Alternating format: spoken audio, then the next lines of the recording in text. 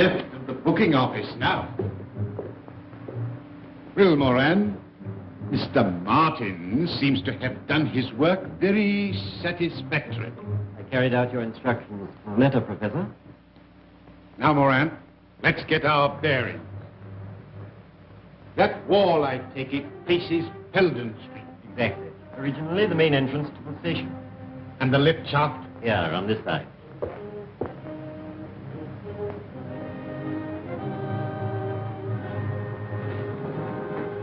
Lift at the bottom. 80 feet below. Quite a drop. Eh, Moran? The power was cut off, of course, when they closed the station. I think we are secure from any interference here, Moran. It's quite a fortress. A fortress that I fancy even Mr. Sherlock Holmes will find it difficult to storm. Dr. Watson. Oh, well, very fellow, you caught cold? No, it's this infernal atmosphere. Oh, I suppose it is pretty thick. Thick? My dear Holmes, it's intolerable. You could cut it with a knife. What if I open the window? You walked here, I perceive. Yes. And on the left-hand side of the street. Yes, that's right. But how in the world did you know? My dear fellow, it's simplicity itself. You've got a little reddish soil adhering to your shoe. They're pulling up the flagstones in front of the Wigmore Street post office, and as the pavement is covered with that reddish soil, it's difficult to avoid treading in it. The post office is on the left-hand side of the street. Oh, of course, when you put it like that, it does sound simple. No, it's elementary, my dear Watson. Elementary. By the way, Holmes, I hope you've decided to take that holiday I prescribed for you. Well, up to 9 o'clock this morning, I was distinctly averse to the idea. But I've received a letter from an old friend of ours which inclines me to change my mind. I'm delighted to hear it. Who's it from? My dear fellow, I'll read it to you.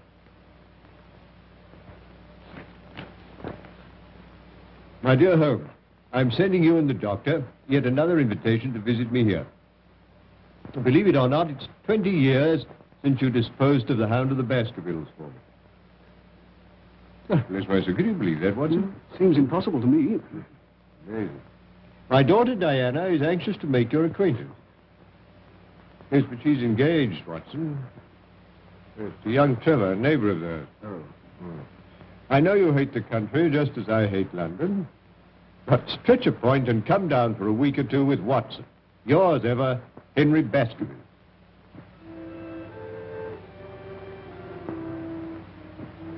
Father's asked Sherlock Holmes to come here for a few days. Why? Has the family hound come to life again? Oh, don't be absurd. Hello, you two youngsters. Oh, Dad, do you really think there's any chance of Mr. Holmes coming here? Well, as you know, I haven't been able to persuade him in the past. For the post, sir. Thank you, Jack. Holmes is a creature of habit. He likes to bury himself in Baker Street and work out his problems with the aid of, I don't know how many ounces of tobacco a day. I must say I'd like to meet him. He sounds a terribly brainy sort of chap. I wonder if he's any good at spotting winners. Oh, no. Holmes's hobby is spotting criminals, Jack. I don't think racing's quite in his province. Mr. Lestrade, sir. Ah, good morning, Lestrade. Anything important on hand? Morning, Mr. Holmes. How are you, Doctor? You've the air of something unusual having occurred. Well, yes, Mr. Holmes. Well, tell me about it. Have you find a cigar on the table? Thank you. I'm leaving London. Well, God bless my soul. This is a very sad development, Watson. With Professor Moriarty, that Napoleon of crime, still at large. You and your Professor Moriarty, Mr. Holmes. You seem to see his hand behind every other crime on the calendar. Yard doesn't share your views, I'm afraid. They think it's all moonshine. Well, moonshine's a brighter thing than fog, Lestrade. However, tell me where you're going. Exeter. Exeter? Oh. Promoted Chief Inspector. Reorganizing the traffic, I presume. No. Barchester races. Half the West Country turn up. And they make Exeter their headquarters. I see. Well, good luck, Lestrade. If your talent for organization is equal to your flair for detection, Barchester races should be something of a sensation. Thank you, sir. Well, in case it's any use to you, the Chief Constable, Colonel Ross, gave me something good for the Barchester Cup. Oh, what is it? His own horse. Silver Blaze. Well, there you are, Watson. Make a note of that. As a matter of fact, the doctor and I are going down to the West Country to stay with Sir Henry Baskerville, so we may possibly see you. I hope so, Mr. Holmes. And if you do feel like having a fatter doctor, don't forget Silver Blaze. Watson, put a bit on for me. What?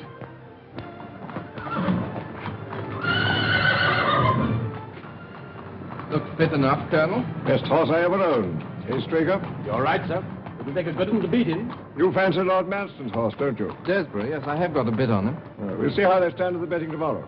There's a call over today at the Victoria Club. We'll probably hear all about it tonight. Oh, before I go, could I have a word with you alone, Colonel? Certainly. What is it? Well, I want to ask you a favor. I hope you won't mind. Could you lend me... Well, I really want £500. Monkey. That's pretty cool, isn't I'm it? in a devil of a hole, or I wouldn't ask for it. Yeah, but why come to me? Why not Sir Henry Baskerville? Well, it's to do with racing debts, and Sir Henry's terribly down on racing. Well, have you tried your bank? You've got security. Mortgaged up to the hilt. Oh, well, what about one of those financial firms? No, that's no good. I've been dealing with old Bingham. He won't spring another fiver. What, Albert Bingham, the moneylender? No, I'm sorry. There's nothing doing. Well, thanks all the same.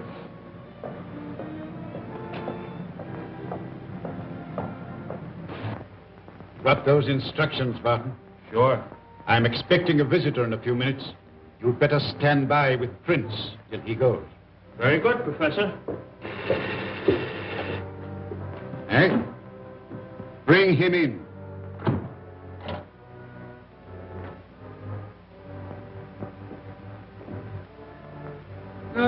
Sit down, Mr. Stanford. I understand you wish to consult me. Yes, that's right. What is your business? Look here, Professor. I'm a commission agent in a big way. I'm fully aware who and what you are. Well, in that case, I'll come to the point. I've laid bets amounting to over £150,000 against Silver Blaze for the Barchester Cup, when his price was 100 to 6 against. You follow that? Perfectly. His trial yesterday proves he's a smasher, a world beater. At the call over at the Victoria Club tonight, he finished up a firm favourite at 7 to 2 against. I can't lay off anything to speak of, so to cut a long story short, if Silver Blaze wins the cup, I go out of business. I see. And you wish me to arrange that Silver Blaze does not come under starter's orders. Is that it? Exactly. I must confess that this is a somewhat unusual experience, even for me. I've had some little association with the turf, merely as a form of recreation. And I have found in general that bookmakers are an honorable body of men. See here, Professor, I haven't come here... Sit down. I presume you are aware that what you're asking is out of my usual line of business. I thought you were prepared to take on anything for a consideration. Quite. It depends on the size of the consideration. Well, I've told you what I stand to lose. What's your price? £10,000. Pretty steep, isn't it? It is not my custom to argue about these matters, Mr. Stanford. Take it or leave it. Very well. Then that settles it. Now, Mr. Stanford, a few details. I'm going home now, Straker. I shall be there if you want me. Take every precaution. That's all right, sir. Hunter here sleeps in his box every night. His bed's pushed across the door and he bolts himself in from the inside. No one could even attempt to enter without waking. Good. I can trust you, Straker. Tell me, Jack, what is the matter? There's nothing the matter, dear, really. Oh, yes, there is. I noticed it the moment you arrived. You're worried about something, aren't you? Really, darling, it's nothing. Here's the car.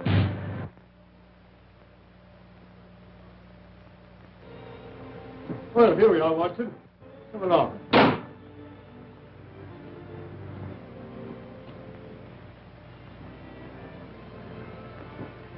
My dear Holmes, delighted to see you. Well, we're delighted to come. And you too, Doctor. Oh, it's very kind of you. Head, looking at you both, I can't believe it's 20 years. Oh, you flatter us. Okay, come along. I want you to meet my daughter. Oh, thank you. Delighted. Diana, this is Mr. Holmes and Dr. Watson. Mr. Trevor. Now, how about a whiskey and soda after your journey? Oh, thank you. I'm sure that's what Dr. Watson would prescribe. Well, if I did, you'd automatically refuse to take it. He grows more obstinate with the years, Baskerville. That's the way with most of us. Make yourselves comfortable. Oh, thank you. Well, now, Baskerville, tell me something about yourself. Oh, no, Holmes. That won't do. You've got to do that. Carl's been promising us all a treat, Mr. Holmes. We shall see you in action. Yes, with Sir Henry as the victim. I mean that we should see Mr. Holmes do his stuff. His stuff? That's a modern expression, Watson, signifying to display one's talents. That's right. I want Mr. Holmes to tell us what Father's been doing for the last 20 years, just by looking at him. You evidently have great faith in my abilities, Miss Baskerville. But I'm afraid there's very little data. I merely observed that since we last met, your father has taken to billiards, that he's recently played 100 up with Mr. Trevor. Absolutely correct, Holmes, but how... Oh, my dear fellow, it's simplicity itself. I observed that both you and Mr. Trevor have traces of blue chalk between the forefinger and thumb of your left hand, which you put there, obviously, to steady the cue. Amazing, Holmes. Oh, it's elementary, my dear Watson, elementary. There. I hope that satisfies you, Diana. Well, I expect you'd like to see your room. I'll show you, Mr. Holmes. You'll stay and dine, Jack? Thanks. If you'll take me as I am and don't mind my rushing off immediately afterwards, I've got to ride over the moor to King's Pyland. I'm trying to get Straker to persuade Colonel Ross to buy one of my ponies. Oh, that's all right, my boy. Come along.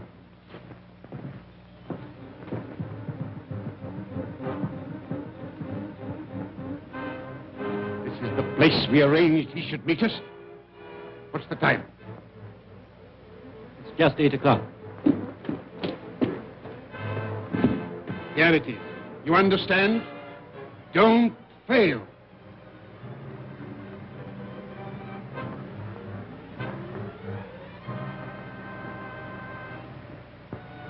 How's that curry coming along, Lizzie? Just about ready, Mrs. Straker. Put some aside for Hunter when you've dished up, and take it across to him in Silver Blaze's box. Very good, ma'am.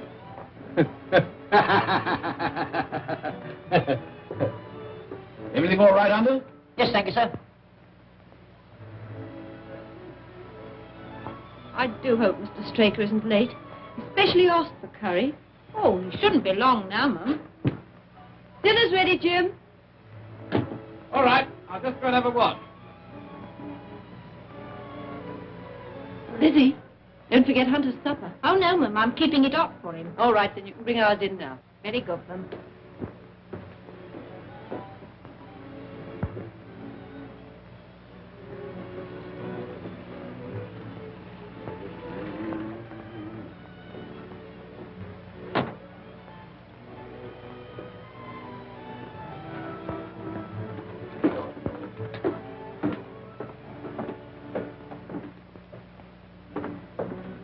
Yeah?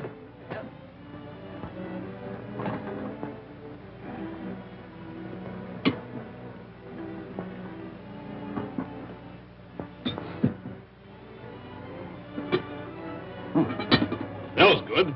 All right? Yes, but you only just came in time. Well, I've had a lot to attend to. Is the Colonel coming over again before the race? He didn't say so. He seemed quite satisfied when he arranged the time. Who are you sending in the horse box with Silver Blaze? I shall send Hunter, of course. And Simpson will probably follow along with it. What's the betting on Silver Blaze now? 7-2, I think it was the last call over. Here's your supper, Ted. Thanks. Night, Ted. Bye-bye, Liz.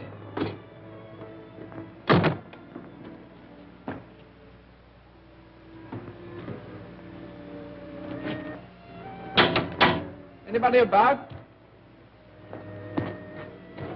Oh, it's you, Mr. Trevor. Straker's home. Yes, sir.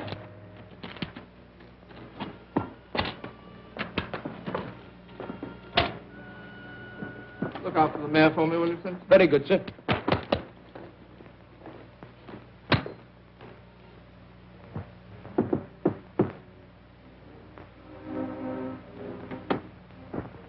Ah, Mr. Trevor. Hope I'm not butting in. Not a bit. Come in. Just called round to have a chat about that pony. Well, sit down. Have a drink? No, please. Whiskey? Yes, thanks.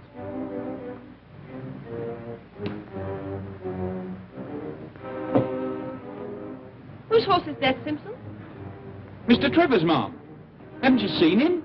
He wanted a gardener. Oh. I suppose he came while I was in the kitchen. Well, that's really all I came about. I want the Colonel to have the first refusal. I might tell him the price I've quoted and let me know what he says. Very good, Mr. Trevor. Oh, well, never mind.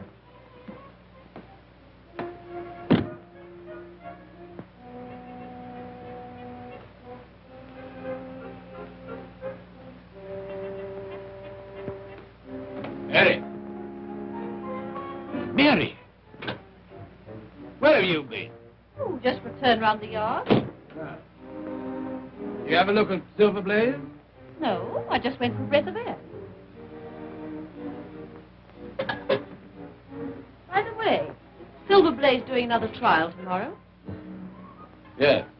The last before the race. Oh, well, I'm for an early night.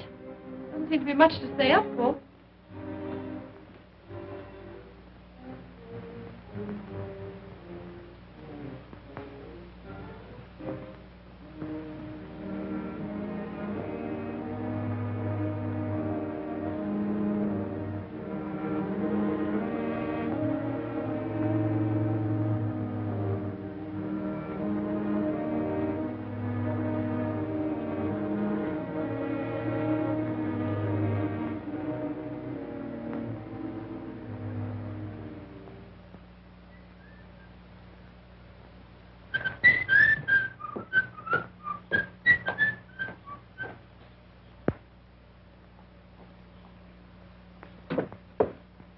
Here, take my cup.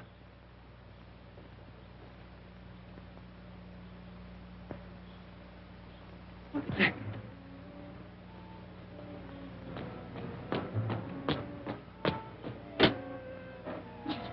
Where's the governor? Why, isn't he in the yard? What's up? Is anything wrong with Silver Blaze? He's gone. Gone?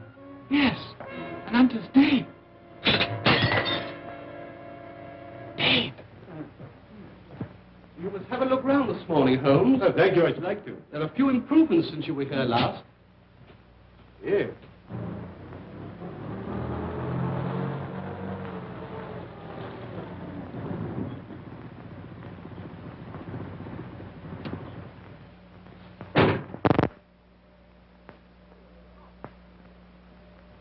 Hello, Ross. Who's there with him? Well, unless I'm much mistaken, that's my old friend Lestrade. Recently a member of the London police force, now transferred to Exeter. Hello, Ross. Morning, Baskerville. This is an early visit. Well, Lestrade, I didn't expect to see you so soon. You are Mr. Sherlock Holmes, I presume. Yes, and this is Dr. Watson. How do you do? I thought I could find Mr. Trevor here. Why, yes, here is Mr. Trevor. Ah, I want a word with you, Mr. Trevor. See, Ross, what's happened? There's the devil to pay, Baskerville. Last night, Silver Blaze was stolen. Hunter, my head lad, poisoned, and Straker has vanished. What's it got to do with Jack? That's what I'm here to find out. Well, perhaps we'd better go indoors. Come along, Ross. Now, Mr. Trevor, I'm in charge of this case, and I want to ask you a few questions. At the same time, I must warn you that anything you say may be used in evidence. You were at King's Pyland last night. I rode over from here after dinner, yes. Why were you over at King's Pyland, Mr. Trevor? See Straker about the sale of a polo pony. That all? Yes. Why? You didn't make that an excuse to try and get information from the stable boys about Silver Blaze, for instance. What the devil do you mean? Not interested in Silver Blaze, perhaps. I'm interested in the race, certainly. So are thousands of other people. Now, Mr. Trevor. Just one moment, Lestrade, if you would allow me. Mr. Trevor, you say you discussed the sale of a polo pony with Mr. Straker. Was anyone else present? No.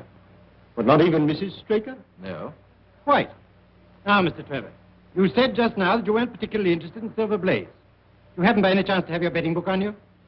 I think so. Why? Do you mind if I see it? It's my duty to tell you that I can't demand to see it, not now, that is, but... Yes, it is.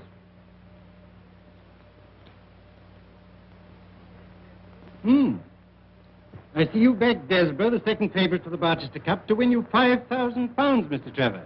5,000? But, Jack, you told me you only had a few pounds on it. I'm sorry, dear. I had my own reasons. Before you go any further, Lestrade, may I ask if it's your intention to apply for a warrant against Mr. Trevor? Not at the moment, Mr. Holmes. It's my duty to warn him. I'm in your hands, Inspector. I won't run away. As a justice of the peace, I will be answerable for Mr. Trevor. You better stay here, Jack, while the investigation's going on. Well, thank you, Sir Henry. Very well. Now, Mr. Holmes, I may as well be frank with you. There are things in this case which completely baffle me. Really? You surprise me. I was saying to Colonel Ross that I'd be glad of your cooperation. Well, the case certainly has some points of interest. But what does Colonel Ross say? I wish to leave no stone unturned to avenge Straker and recover my horse. Very well, Lestrade, I am at your service. Thank you, Mr. Holmes. I'll be getting along. I'll see you later at King's Palace. Oh, really, Holmes, I must protest. You're down here to recuperate, you know. Undoubtedly, my dear doctor, but only last night you suggested a tonic. Well, here is one ready-made. Yes, please, Mr. Holmes, for my sake and Jack's. You are, Watson. That settles it. Dr. Salter, Mr. Sherlock Holmes, Dr. Watson. This is Silver Blaze's box.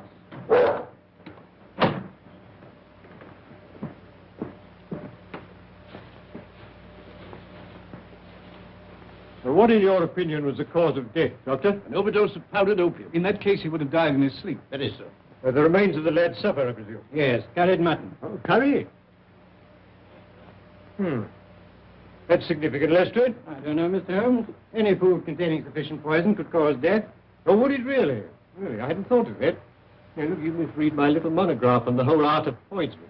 Did the people of the house partake of the same dish without any ill effect? Yes, Mr. Holmes. Where is the stable boy who discovered the crime? Somewhere outside in the yard. Would you let me see him? Certainly, I'll fetch him.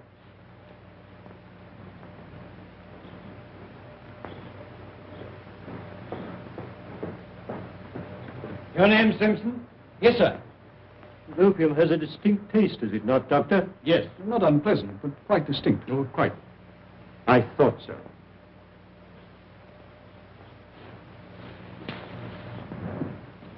Is this the boy? Yes. Now, my lad, you say that Mr. Trevor dismounted at the gates and asked you to water his horse. Yes, sir. And then? He went towards the cottage, sir. And in doing so, he would, of course, have to pass Silver Blaze's box. Yes, sir. He went along that side. But you didn't actually see him pass the box? No, sir. I had my back to him. Yes. Thank you, that'll do. You can go back to your quarters. Very good, sir. Would you like to question Mrs. Straker, Mr. Holmes? Not at the moment. But by the way, Colonel, there's another training stable. Quite close, I believe. Yes, Capleton. Silas Brown trains Lord Manston's horses there. Lord Manston's Desborough's second favorite? Yes. Ah. Yes, then, with the exception of Baskerville Hall and Trevor's place, your only neighbor would be Silas Brown. Yes. I phoned Brown at once on the discovery of a crime. Ah, he knows nothing. Oh. Oh, and there's nothing to connect Mr. Trevor with the Capleton stable. Nothing. Ah. Oh, by the way, Colonel, have you an old shoe of Silver Blaze? Yes, here.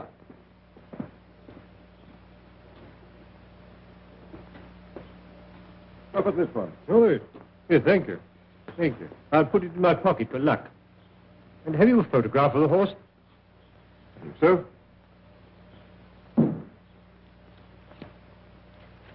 Is this too? Perfectly. Thank you. Do you mind? Not at all. Now, Watson, let us transfer our activities to the moor.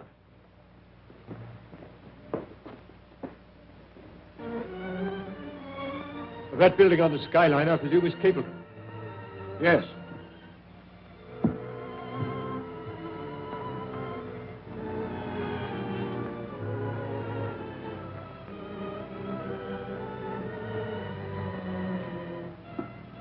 But there's an imprint of a hoof here.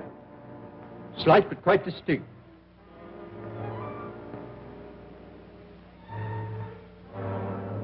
An exact fit.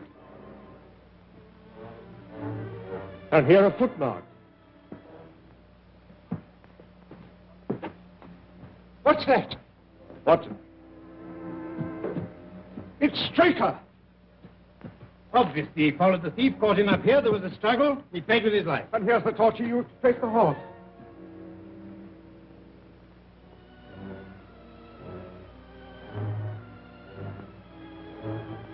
This is a very singular knife. Surely this is something in your line, Watson. Yes. It's what we call a cataract knife. Yeah. As I thought. Devised for very delicate work. It's a curious weapon for defense. Lestrade? The best you could lay hands on at the moment, I suppose. Yes. Yes, very possibly. No trace of blood, I presume.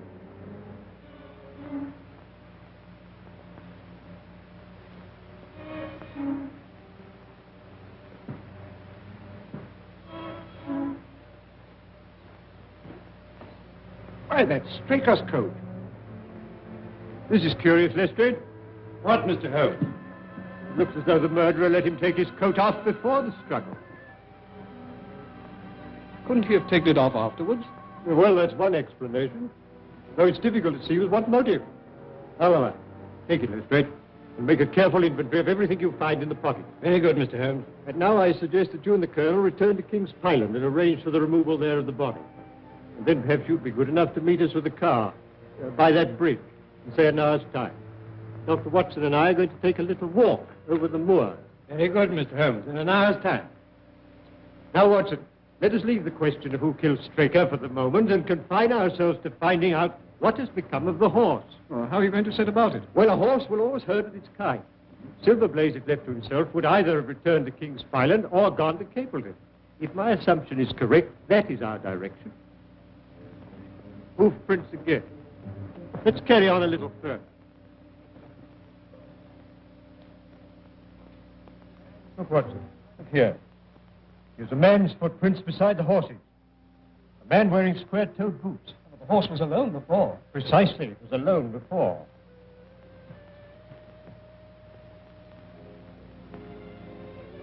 Here we are. Here's the same footprints. This time they're coming from Capleton. Yes, let's follow the trail.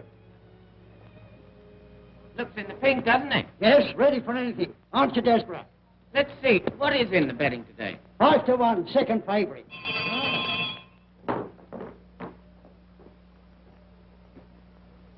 Journey's in, Watson. We don't want any lightless here. I only want to ask a question. Am I too early to see Mr. Silas Brown? Well, I don't know, sir. He was up rather late last night. What is Dawson? No gossiping. Get on with your job. Very good, sir. And what the devil do you want here? 5 minutes talk with you, my good sir. I've no time for talking. And we don't want no strangers here. This is a matter of vital importance. It's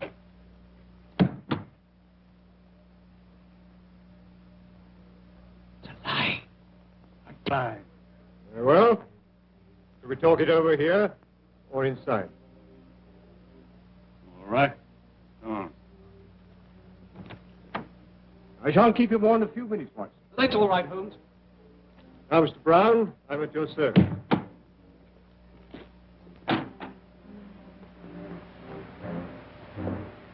Well, I'm glad you realize that there's no use trying to bluff me.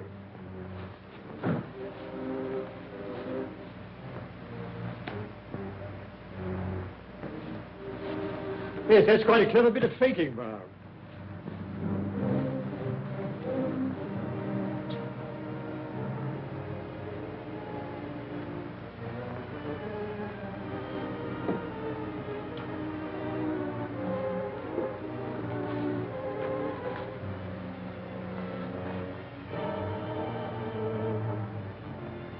But don't give me away. I'll return the horse. Very well. But providing you do as I tell you.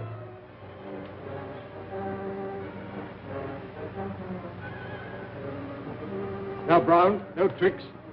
You understand? I understand, sir. Your instructions shall be carried out faithfully. Very well. You guard him night and day. And engage a special detective escort when you take him to Barchester. I will do everything you say, sir. The horse shall be there. Very well. But remember... You may trust me, sir. Yes. Yes, I think I can.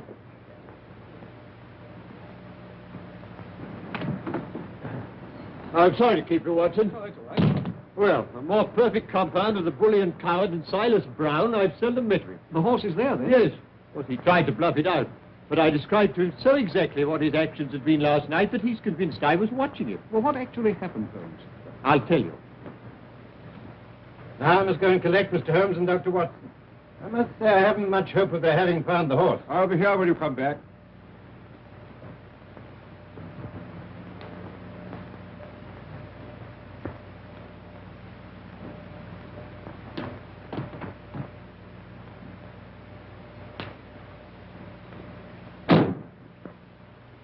Surely Brown was running a tremendous risk. Oh, my dear Watson, Silas is an old horse faker. He left nothing to chance. You actually saw the horse? Yes. Well, I must say this for Silas. He certainly made a good job of it. Well, aren't you afraid to leave it with him? My dear fellow, he'll guard it as the apple of his eye. He knows that his only hope of mercy is to produce it safe. Horse stealing is a serious crime. And Colonel Ross doesn't impress me as a man who'd be likely to show much mercy in any case. Well, the matter doesn't rest with Colonel Ross.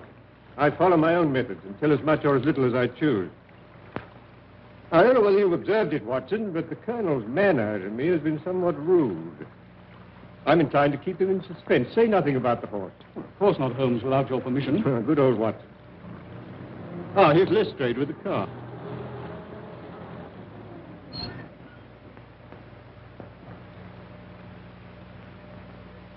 Well, Mr. Holmes, seen anything? Yes, we've seen some very interesting things, Lestrade.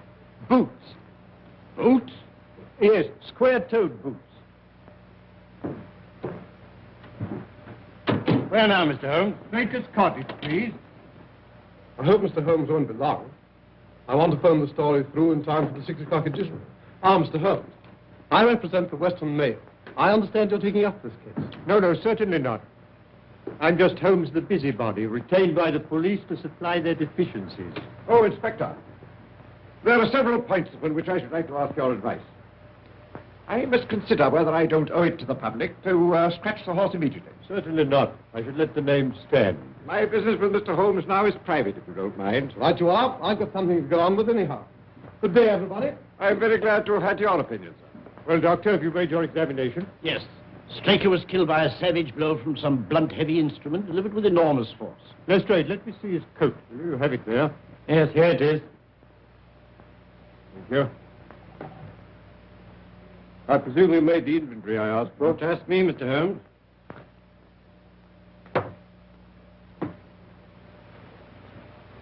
Letter in envelope. London postmark. Pipe. Briarwood pipe, Lestrade. Pouch. Pouch of sealskin. Matches. Yeah, foreign. Telegram.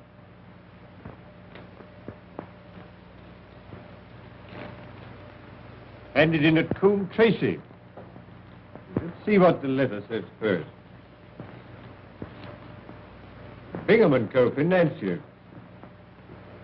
92A Bond Street, London, W1. J. Straker, Esquire, King's Pyland Stables, Devon. Dear Sir, please receive this as official notification that your commitments to us, secured by 6 promissory notes, were today purchased by Mr. Leslie Martin of 15 Lamb Street West, to whom you are now accountable. Yours faithfully, Bingham & Co.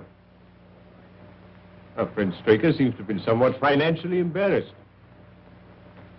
Now for the telegram. For cup final, send instructions. We'll meet you as we agreed. Martin. I think Mrs. Straker might be able to help us here. She's in her room. I'll fetch her. Thank you, Doctor. I don't think she'll be much assistance, Mr. Holmes. Apparently she and Straker went to bed about the usual time. When she woke up in the morning, she found it gone. Yeah, still, I'd like a word or two with her, Lestrade, regarding her husband's habits. No one like a wife, to tell you that. Watson? Yes, quite. You remember I have these, Lestrade. Pray don't think it a liberty. Not at all. You're welcome. I see nothing in them. I see no more than you. But I've trained myself to notice what I see.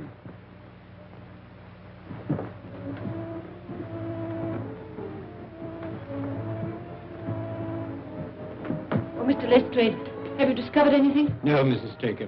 Mr. Holmes has come over to help us. We shall do all that's possible. I won't detain you a moment, Mrs. Straker. I realize what you're going through. I just want to ask you this. Are you by any chance a light sleeper? Yes, Mr. Holmes. As it happens, I am. I noticed a dog in the yard. Does he sleep out there at night? Yes, always. He's a very good watchdog. You didn't by any chance hear him barking during the night? No, I didn't. No.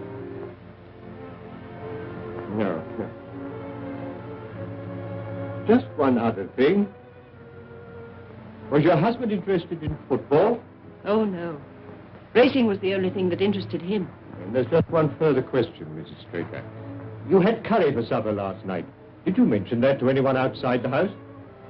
Why, no. No, thank you, Mrs. Straker. I don't think I need intrude upon your time and patience any longer. Thank you, Mr. Holmes. Colonel, you have a few sheep in the paddock. Have you had anything wrong with them of late? No, I don't think so. Oh, Now you mention it, I believe that one of my stable lads did report that 3 of the sheep had gone lame. Ah. Why do you ask? Well, just a long shot, Colonel. A very long shot. Lestrade, let me recommend to your attention this singular epidemic among the sheep. You consider it important, Mr. Holmes? Oh, yes, yes, exceedingly so. Is there any other point to which you want to draw my attention? Well, to the curious incident of the dog in the night time. Dog was perfectly quiet in the night. Curious incident. Oh. Well, I'm going to Baskerville Hall. Will you be following? Yes, yes, very possibly, Lestrade.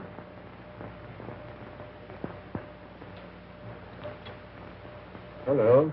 Hello. Hello. Could you please give me Coombe Tracy Post Office? Yes. Yes, I'll hold on. Coombe Tracy is a small village, is it not? Yes, just a hamlet. And then the postmaster would like you to remember any strangers who came into his shop. I should think so. Hello.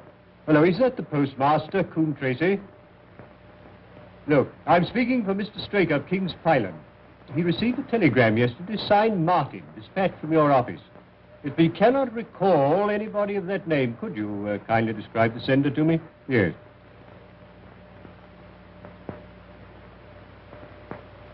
Oh, there were 2 of them. Oh. I see. Thank you. Thank you. I'm very much obliged to you. You think the telegram's important? Very much so, Watson. Well, au revoir, Colonel. We've had a charming little breath of your beautiful Dartmoor air. Then you despair of arresting the murderer of James Straker. Well, there are certainly grave difficulties in the way, but I've every hope that your horse will start, and I beg you'll have your jockey in readiness. And you've nothing definite to tell me? When we meet at the races, Colonel.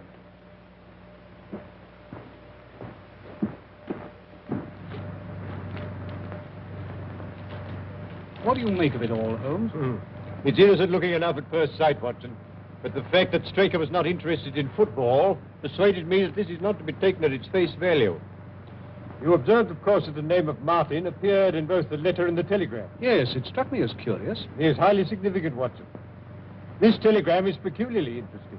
You mean it's in code? Yes, and a very elementary one. By simply crossing out each alternate word, the message assumes an entirely different meaning. Instead of a request, it becomes a peremptory order. For final instructions, meet as agreed. Martin. What did the postmaster at Coombe Tracy tell you? He described the senders. 2 strangers. Unquestionably Moriarty and Moran. Watson, the professor, is behind all this. You mean he's responsible for the deaths of Hunter and Straker? Of Hunter, yes. Of Straker, no. In fact, I fancy that Straker's death was the most unfortunate thing that could possibly happen from Moriarty's point of view. All through the season, my luck was dead out. I found myself in trouble to the tune of £4,000. I went to Bingham and raised what I could. And as a last plunge, I've backed Desborough to win me 5,000. Make or break. Well, why didn't you come to me, my boy? Well, you're not a betting man, Sir Henry, and I was afraid you wouldn't understand. That's why I kept it dark, even from Diana. And now that loathsome inspector. Oh, come now, it's no use calling him names. In view of these bets, he'd every reason to be suspicious. I don't care. He's a thoroughly nasty person. I disliked him from the first moment I met him. Inspector Lestrade. Any news, Inspector? Yes, very grave news, Sir Henry. We found Straker's body. Body? Do you mean he's... Murdered. On the moor about a mile from King's Pyland. Sherlock Holmes takes up the case. Sherlock Holmes, Moran. Once again, that man is crossing my path. There's not room in the world for both of us. Not for Robert Moriarty and Sherlock Holmes. What's this news mean, Professor? What's gone wrong? What does this man Holmes know? I tell you, if Silver Blaze goes to the post and he's fit... There is a big difference, Mr. Stanford, between a horse going to the post and winning the race. You had my assurance. I am not in the habit of failing my clients. Moran, tell Barton to take Mr. Stanford home, then come straight back. Yes, sir.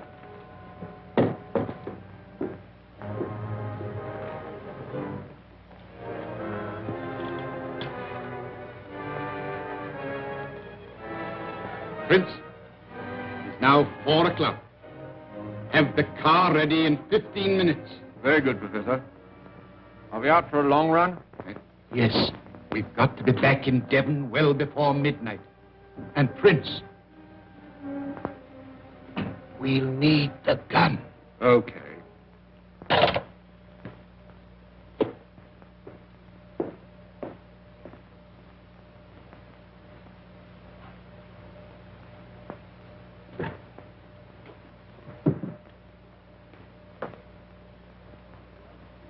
What have you got there, Prince?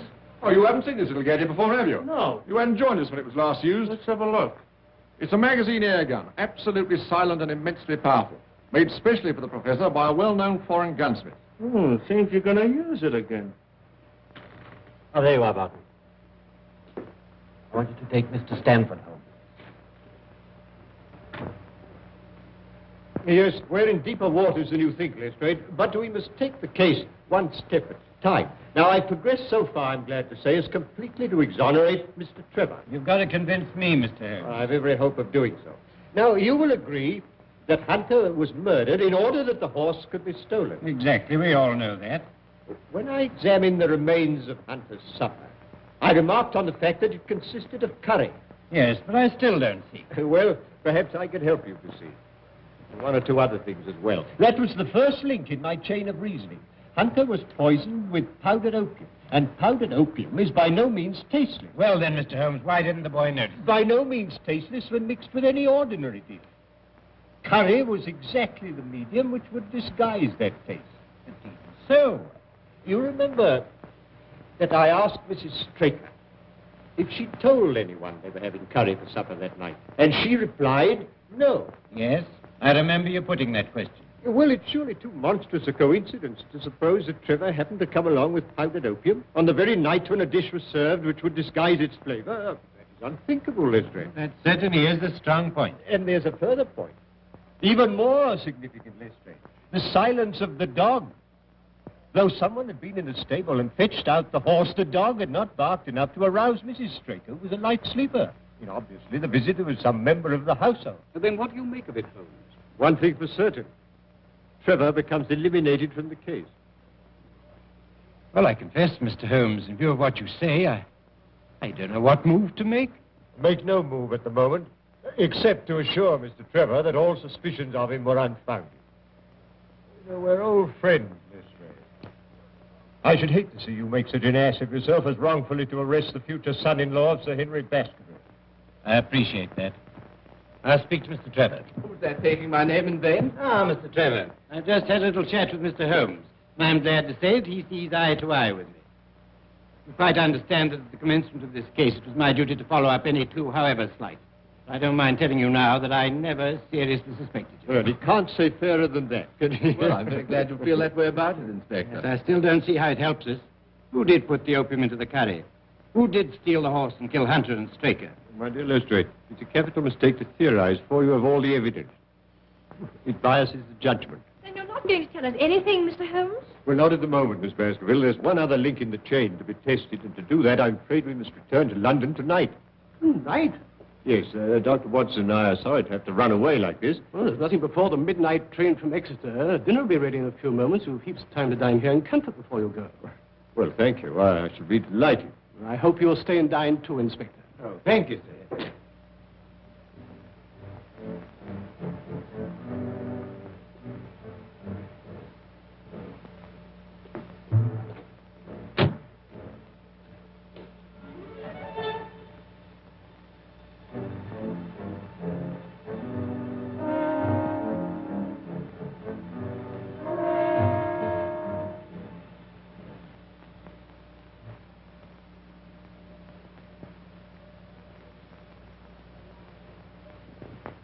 That's quite a museum piece, Sir Henry. Well, we've had it a long time. Well, it's nearly 11, Holmes, and if we're to catch that midnight train from Exeter... I'll order the car. Don't bother, Sir Henry. I'll take Mr. Holmes and the doctor in mine. Well, thank you, Lestrade. Yes, it's a pity you've got to leave us, Holmes, and I'm sorry you can't tell us any more. You're leaving 3 very puzzled people. Well, I hope to solve the puzzle for you all on Cup Day, in Colonel Ross's box.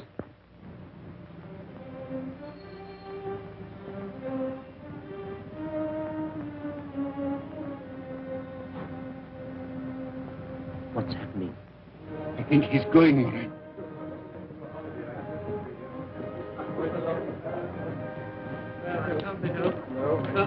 Holmes. Safe journey. Thank you so much. Goodbye.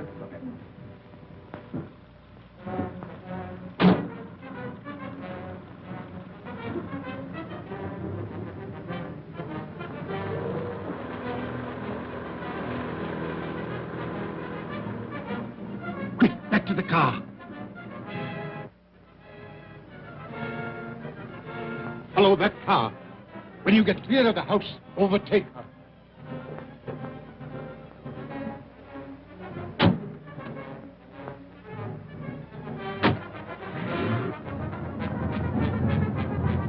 I've the strongest reasons for thinking that Professor Moriarty's the brains behind this crime. You know, he seems quite an obsession with you. You still don't believe in the Professor? Frankly, Mr. Holmes, I do not. Another few yards, Moran, then let them have it. Oh, no. There's a car following us. Quick, down for your life.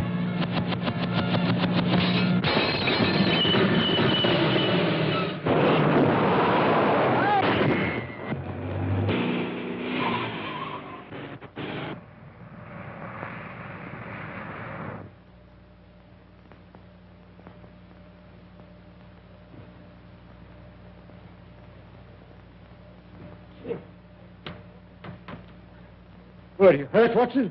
No, only a few bruises, but where's the driver? Here I am, sir. I'm all right. Sure? No bones broken? My word, this is a lucky escape. Look, where's Lestrade?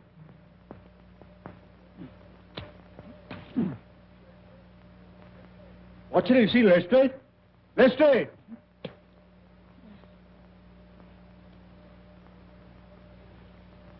Ah, there you are, Lestrade. Well, do you believe in Professor Moriarty now?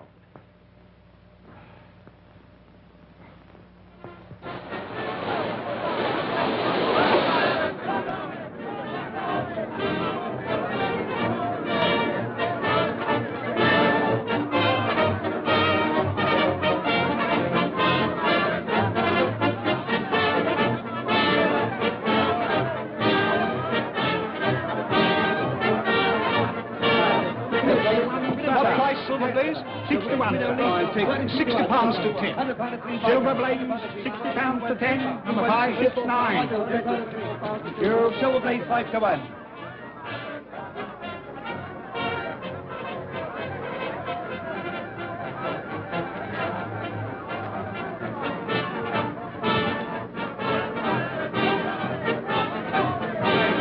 May I borrow your glasses, Mr. Holmes? Thank you. You doing anything for the police out here? Well, they tell me sunstroke has a good chance. Oh, Mr. Holmes, you've assured me that my horse will go to the post. But we are still waiting to know who killed Straker and Hunter. I promised you should know everything today, Colonel, and you shall. Oh, Watson, you've been having a little flutter, I see. What? Well, if you want to conceal it, I suggest you find a deeper pocket for your betting ticket. It's all very well, Mr. Holmes, but we're waiting. Yes. Well, Colonel, in the first place, it will come as a shock to you to learn that Straker was a scoundrel, utterly unworthy of your confidence. Are you serious, Mr. Holmes? Yes, acting under the orders of a master criminal who bought up his debts and so had it in his power to ruin him. He poisoned Hunter and then took Silver Blaze out on the moor in the dead of night. I can hardly believe it. Straker? But to what purpose? It was his intention to use that singular knife, you remember I found in his hand, to nick one of the tendons of the horse. With your wide experience of the turf, Colonel, you know it's possible to do that subcutaneously and leave no trace. The result would be a slight lameness, which would put down a rheumatism or a strain in exercise. You say it was his intention. You mean he didn't succeed? No. I examined the knife.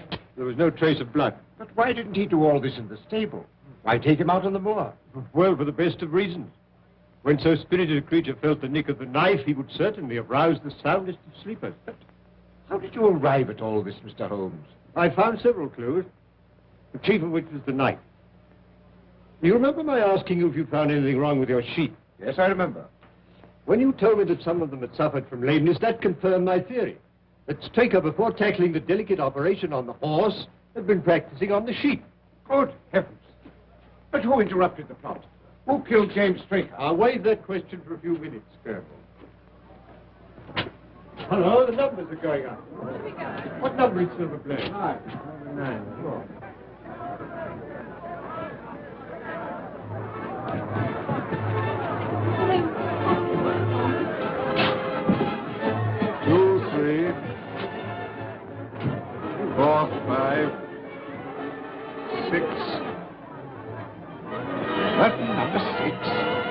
By my jockey's riding another horse.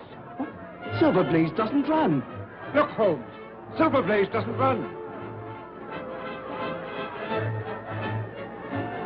There's been a mistake. The 6 should have been a 9. Mr. Holmes, I'd relied on you implicitly. Yes, well, you may still do so, Colonel.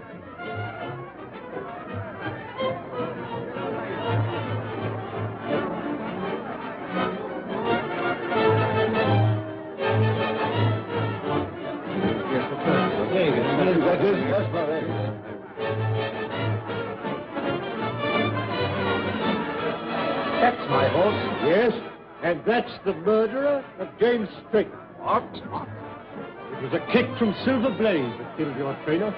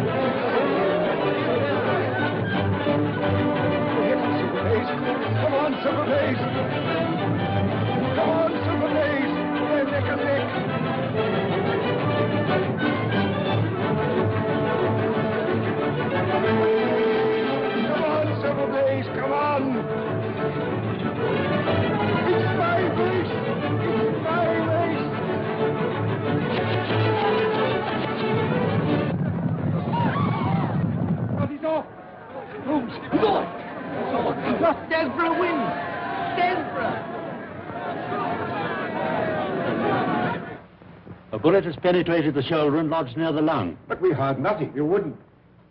It was fired from an air gun. Noiseless and of tremendous power. How could it possibly be concealed in the crowd? In the interior of a specially designed kinematograph camera. Good heavens. But how on earth did you know? Well, I observed through the glasses a group of cameramen lined up near the winning post. I fancied I knew one of them. Mr. Holmes, what does this all mean? It means, Colonel, that you've been cheated of your race by the most cunning and dangerous criminal in London. Is there nothing can be done? Lestrade, who's the most likely man to give me some information on the betting for the cup? Difficult to say. Old Sam Silver's a member of the Victorian Club and a good friend of mine. Where can we find him? It's 100 to 1 in the champagne bar at this moment. I'll stay here with Merton if you don't mind. There's no question about it. Stanford had laid over £100,000 against Silverblaze and got left with it. Point him out to me. There he is, Mr. Holmes, in the dark suit and the bowler. Thank you, Mr. Silver. Watson, I want you to take particular note of that man. Not a word, Sam. Trust me. Excuse me, Mr. Holmes. You can rely on me to look after this. Yes, but I think you need a little unofficial help. Just to supplement your usual happy mixture of cunning and audacity. Is there anything I can do? Yes, my dear Watson. A job that involves tenacity of purpose, of which, my dear fellow, you've given me so many proofs. Look, I want you to remain here and never lose sight of Stanford. Lestrade and I will drive straight back to Bakersfield. Yes? Lestrade, will you give instructions for your car to be at Dr. Watson's disposal? Certainly, Mr. Holmes. And you might tell your chauffeur to get into Mutton. As soon as Stanford leaves, follow him. When he arrives at his destination, send the car back to Baker Street. Then go to the nearest phone box and tell me where you are and wait for me. Is that clear? Perfect.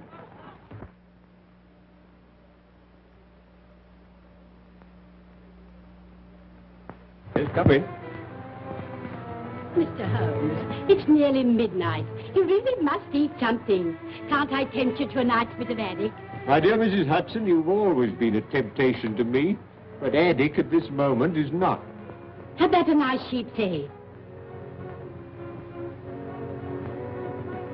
No, thank you, Mrs. Hudson. I suggest you go to bed, Mrs. Hudson. Oh, very well, sir.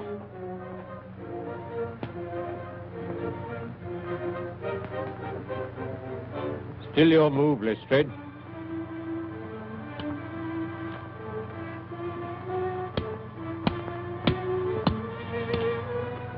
My mind's not on the game, Mr. Holmes. I wonder what has happened to Dr. Watson. Well, now, let's see. It was 5 o'clock when we left the course, and it's now... Well, now it's nearly midnight. We ought to hear something soon. But tell me, Mr. Holmes, why did you leave Dr. Watson to do the trailing? Why not yourself? Because, my dear Lestrade, when you set out to draw a badger that's gone to earth, you send a ferret down after him, while the man with the gun remains outside. Professor Moriarty is the badger, Dr. Watson is the ferret, and I, my dear Lestrade, am the man with the gun. I see. And Stanford? Well, Stanford, if he's a wise man, will go straight to Moriarty with whatever price he's paying.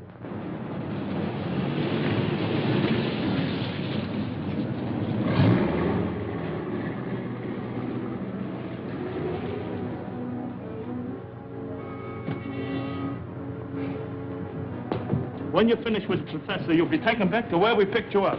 You got the necessary on you, I suppose? Yes, of course. Okay.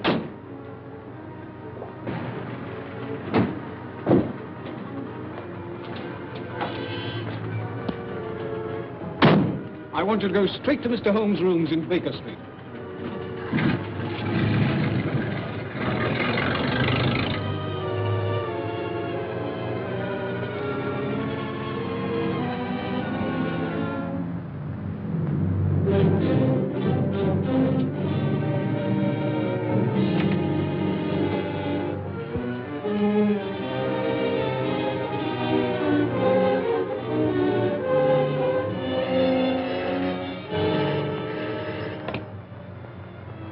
Yes? Is that you, Holmes? Watson speaking from Sladen Mews.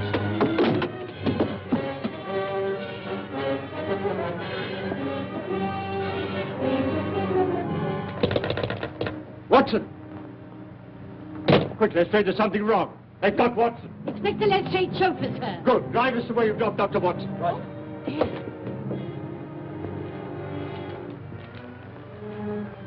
Quite correct, Mr. Stanford.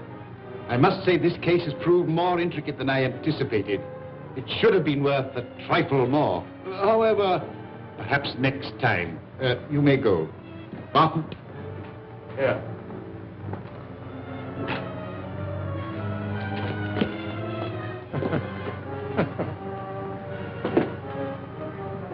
Next to Mr. Holmes himself, I don't know anyone who'd be more welcome.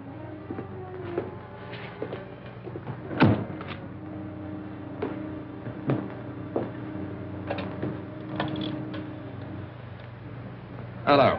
Professor? Who do you think I got here, of all people? No. Dr. Watson. Eh? Watson, did you say? Dr. Watson? What are you doing here? Moran. Yes. Yes. Caught him prowling around the yard. Shall I bring him in? No, not just yet, Prince. I leave him alone with his thoughts for a while. Nothing like a little suspense. I imagine that 3 weeks' wait for the hangman is infinitely worse than the final interview. Eh, Moran?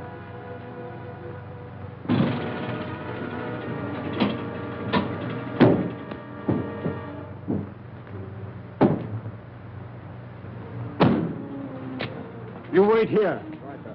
Come, Lestrade. This is the Mews.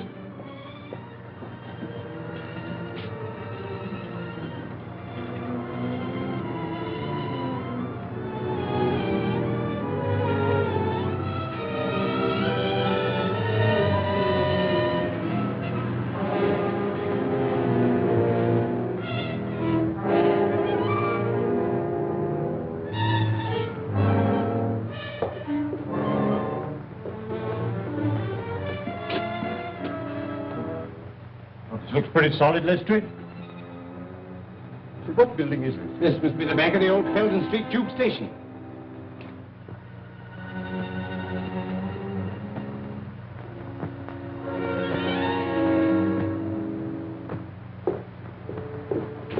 What are you going to do, Mr. Holmes? Drive straight to Scotland Yard. And then? The headquarters of the London Transport. Now, Moran, I think we'll interview the doctor. that you, Prince? Bring in Dr. Watson. Right now.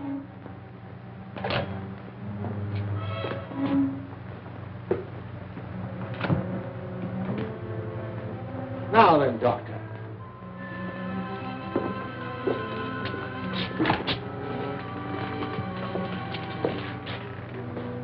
This should be most amusing, Moran. Come in, Doctor. I have had the pleasure of several interviews with Mr. Holmes, but never before with his talented friend and colleague. Won't you sit down?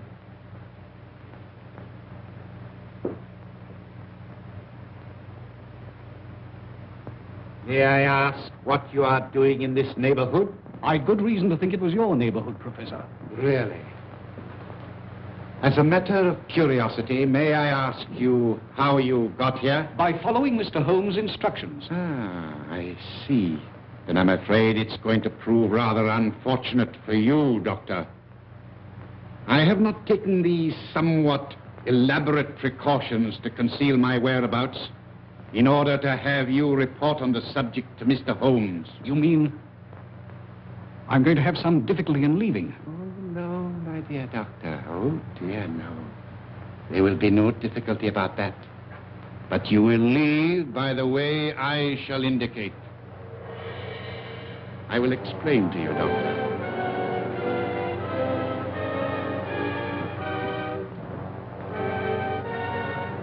You are now in what was the Peldon Street Tube Station. Behind that panel is the lift shaft. It's a sheer drop of 80 feet. If you have any last message to send to Mr. Holmes, I will see that it is delivered. Sherlock Holmes will call a reckoning with you, Moriarty, without any reminder from me. So that is your last word.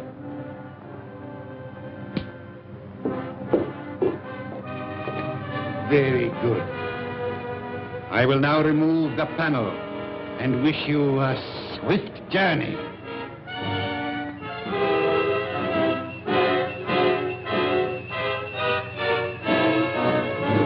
Don't move, any of you. Huh? Holmes!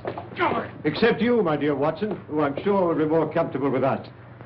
You must excuse me for trespassing on your private property. I've had the lift put in order again. You clever...